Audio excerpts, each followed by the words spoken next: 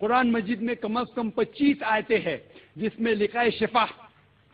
شفا مطلب سفارش، وسیلہ حرام ہے۔ 2 آیت میں لکھا ہوا ہے صرف ان کو اجازت ہے جو اللہ تعالیٰ آخرت میں ان کو اجازت دیں گے، وہ محمد صلی اللہ علیہ وسلم آخرت میں۔ آج کی تاریخ میں ہم محمد صلی اللہ علیہ وسلم سے بھی نہیں مانگ سکتے، باقی لوگ کو تو چھوڑو، سنت اور باقی بابا لوگ کو چھوڑو، محمد صلی اللہ علیہ وسلم کو بھی ماننا ہمارے لیے حرام ہے۔ جو شخص مر چکا ہے ہم انہیں عزت کرتے ہیں، محمد صلی اللہ علیہ وسلم سے محبت کرتے ہیں، ان سے پیار کرتے، لیکن ان کی پوجا نہیں کرتے، ان کی عبادت نہیں کرتے۔ عبادت صرف اللہ کی ہے۔ وسیلہ بنا لینا، کیونکہ جو کہتا ہے نا، آج کا ایک بہت بڑا ڈاکٹر انجینئر کہتا ہے کہ وسیلہ بنانا، حضور کا وسیلہ بنانا اللہ کی بارگاہ میں یہ حرام ہے، بلکہ اس نے تو یہاں تک کہہ دیا کہ حضور کو ماننا بھی حرام، نعوذ باللہ، بہت بڑا یہ کفر بن دیا۔ وسیلہ اگر رب کو پسند نہیں، حضور کا وسیلہ اگر اللہ کو محبوب نہیں، تو پھر یہ اللہ قرآن میں کیا فرمایا؟ فاستغفر اللہ، اللہ سے استغفار کرو، واستغفر لہ الرسول، اور یہ محبوب بھی اللہ کی بارگاہ میں اس کے لیے سفارش کرے، ان کو وسیلہ بنا لے، تو پھر اللہ تعالیٰ ضرور اسے بخش دے گا۔ ایک شخص اس سے خطا ہوئی، لغزش ہو گئی، تھا اعرابی، تھا دیہاتی، اور پھر وہ پریشان، اس کے دل میں یہ خیال آیا، کسی نے اس کو بتایا کہ جاؤ دربار مصطفیٰ میں حاضر ہو جاؤ۔ اللہ اکبر، وہ حضور کے دربار میں ایک طویل سفر اختیار کر کے حضور کے دربار میں جاتا ہے، اور حضور صلی اللہ علیہ وسلم کے دربار میں جا کر اور پھر وہ حضور کو تلاش کرتا ہے، اور حال ہی میں حضور علیہ السلام کا وصال ہوا۔ حضرت علی المرتضیٰ اور دیگر صحابہ وہاں روضہ رسول پر موجود تھے۔ مولا علی سے بڑا کوئی موحد نہیں تھا، کوئی بڑا توحیدی نہیں تھا مولا علی سے بڑھ کر، مگر مولا علی سے وہ شخص آ کر پوچھتا ہے کہ این رسول اللہ، رسول اللہ کہاں ہے؟ کیا تم نے رسول اللہ کو دیکھا؟ ارائیت رسول اللہ؟ تو اس حضرت علی المرتضیٰ نے اس اعرابی کا ہاتھ پکڑ کر سرکار دو عالم صلی اللہ علیہ وسلم کے روضے کے پاس کر دیا، فرمایا ہاؤنا یا رسول اللہ، ہاؤنا رسول اللہ، رسول اللہ یہ رہے۔ وہ اعرابی حضور کی قبر انور پر گر جاتا ہے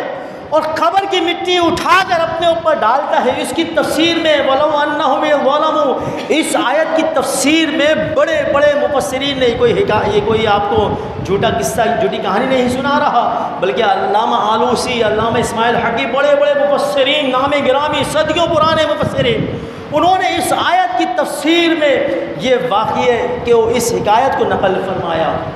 تو وہ شخص قبر رسول کی مٹی اٹھا کر اپنے اوپر ڈالتا، کہتا یا رسول اللہ خطا ہو گئی، گناہ ہو گیا، لغزش ہو گئی، یا رسول اللہ کرم کیجئے، آقا کرم کیجئے، اپنے رب سے آپ جو ہے میرے لیے استغفار کیجئے، یا رسول اللہ مجھ سے خطا ہو گئی، مجھ سے جو ہے لغزش ہو گئی ہے، حاضر ہے در دولت پہ گدا، سرکار توجہ فرمائے، میں کر کے ستم اپنی جان پر قرآن میں جاؤں گا سن کر آیا ہوں بہت شرمندہ سا، نمندیسا تھا، یا رسول اللہ کرم فرما دیجئے۔ تو وہ اعرابی بڑے مگن میں، وجدانی کیفیت میں جو ہے وہ حضور سے عرض کرتا رہا، حضور سے سوال کرتا رہا، مانگتا رہا، یا رسول اللہ اپنے رب سے مجھے بخشوا دیجئے۔ حضرت علی المرتضیٰ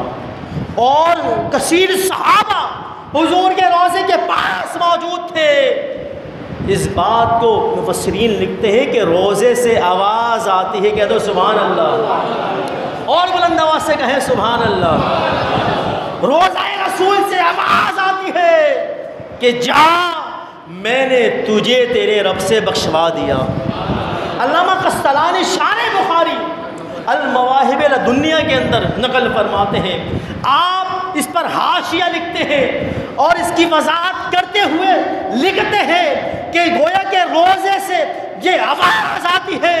کہ اے میرے خانے کرم سے حصہ مانگنے والے،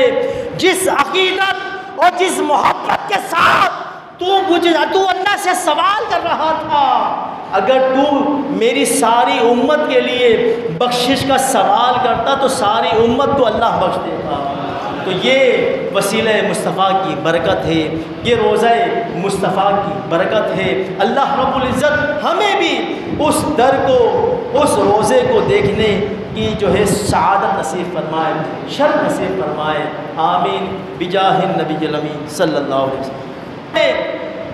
اس بات کو لکھا گیا کہ اس روزے کو صنم اکبر کہا گیا